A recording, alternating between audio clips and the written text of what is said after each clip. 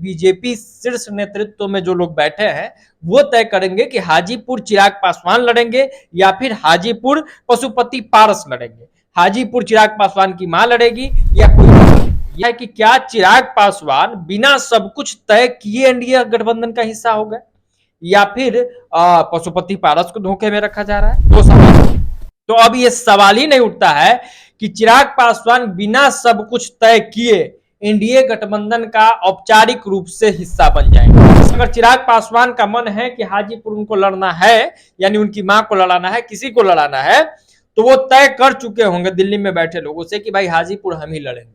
जमुई उनको लड़ना है तो ये तय कर चुके होंगे कि जमुई वही लड़ेंगे, उन्हीं का कोई आदमी लड़ेगा। ठीक है, चिराग पासवान एनडीए में शामिल ही हुए हैं अपने शर्तों पे।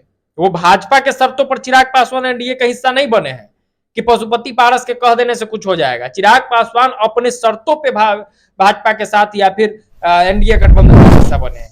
हाजीपुर से चिराग पासवान की मां चुनाव लड़ेगी, ये लगभग 99% तय है। 1% क्यों? 1% पशुपति पारस के कारण नहीं, 1% अगर चिराग की मां को अगर इच्छा नहीं होगी कि भाई हम चुनाव लड़े, तभी वो नहीं लड़ेगी। फिर भी कोई चिराग पासवान की पार्टी से ही वहां चुनाव लड़ेगा हाजीपुर।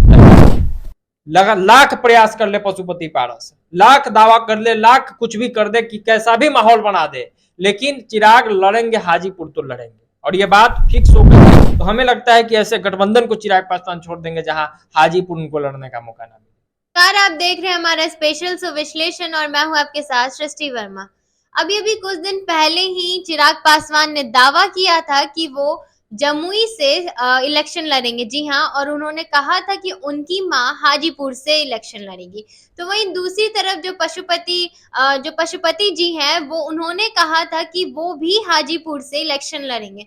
तो अब देखना होगा कि जो एनडीए गठबंधन है वो किन के पक्ष में है, क्योंकि दोनों का ही दावा है कि हाजीपुर से सीट लड़ने का। क्या एनडीए गठबंधन पशुपति के पक्ष में रहेंगे या फिर चिराग पासवान के पक्ष में रहेंगे? मेरे साथ है मेरे सहयोगी सिंह आदर्श। मैं इनको बोलूंगी कि इस पूरे मामले को विस्तार से बताने के लिए।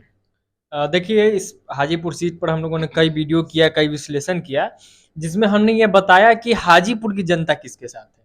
मतलब चिराग पासवान के अपने दावे, पशुपति पारस के अपने दावे, लेकिन इस बीच जनता किसके साथ, तो ये तो बहुत हद तक हम लोगों ने बता दिया है। आगे भी कभी पब्लिक ओपिनियन लेने जाएंगे या विश्लेषण होगा उस माध्यम से बताएंगे।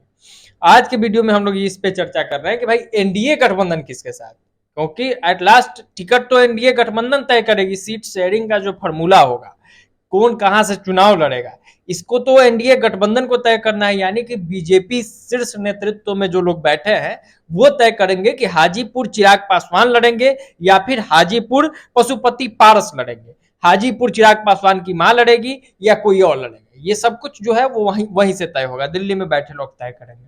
तो अब सवाल ये उठता है कि क्या चिराग पासवान बिना सब कुछ तय किए एनडीए गठबंधन का हिस्सा हो गए या फिर पशुपति पारस को धोखे में रखा जा रहा है। दो सवाल है, तो सीधा समझिए, चिराग पासवान को अगर बिना सब कुछ तय किए इस गठबंधन का हिस्सा होना होता तो वो कब के हो गए होते। कई मौके आए, कई उपचुनाव हुआ जिसमें उन्होंने पीछे रहते हुए यानी कि बैकडोर से चिराग पासवान ने कई उपचुनावों में भाजपा का समर्थन किया, जाके चुनाव प्रचार भी किए, लेकिन डायरेक्ट रूप से भाजपा में शामिल नहीं हुए।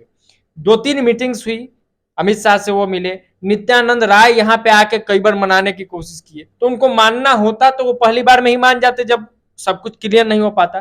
तो चूंकि चिराग पासवान के कई शर्त थे, उन शर्तों पर भी हम लोगों ने वीडियो करा था कि 5-6 शर्त है चिराग पासवान के जो वो चाहते हैं कि ये भाजपा जो है एनडीए गठबंधन जो है वो उसे मान ले। तो अब ये सवाल ही नहीं उठता है कि चिराग पासवान बिना सब कुछ तय किए एनडीए गठबंधन का औपचारिक रूप से हिस्सा बन जाएंगे। इसका मतलब है कि चिराग ने यह तय कर लिया है कि चिराग पासवान ही हाजीपुर लड़ेंगे, चिराग पासवान ही जमुई लड़ेंगे।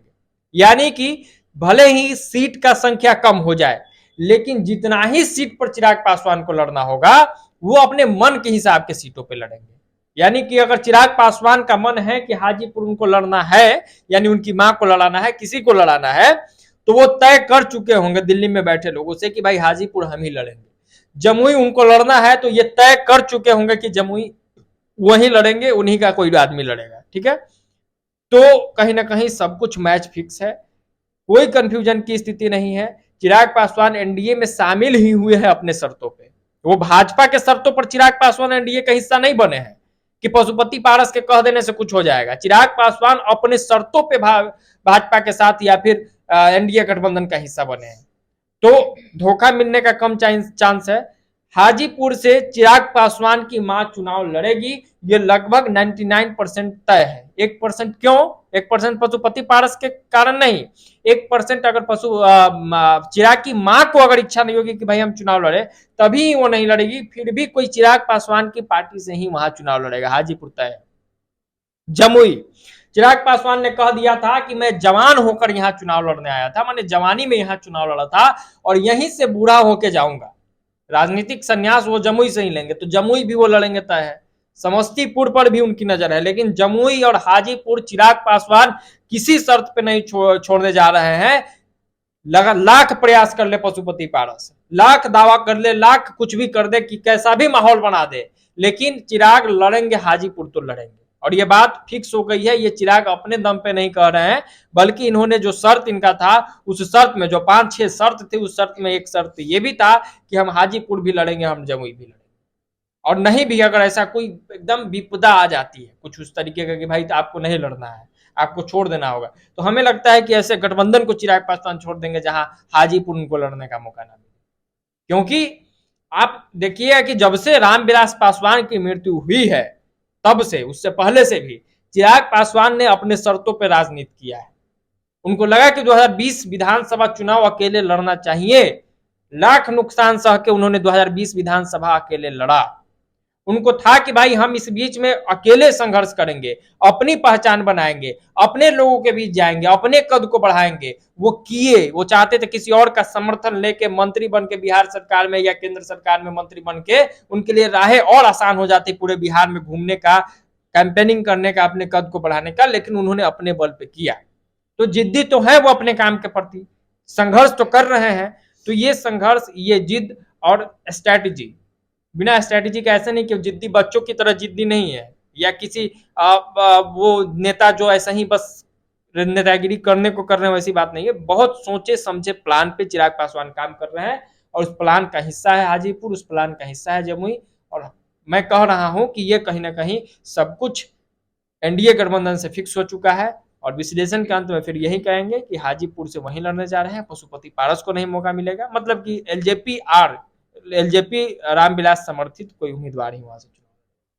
तो आपने जाना कि हमारा ओपिनियन क्या था इसको लेकर। आप अपना ओपिनियन जरूर शेयर करें और आगे देखना होगा कि जो हमने भी ओपिनियन अपना बताया क्या वो कितने हद तक सच है।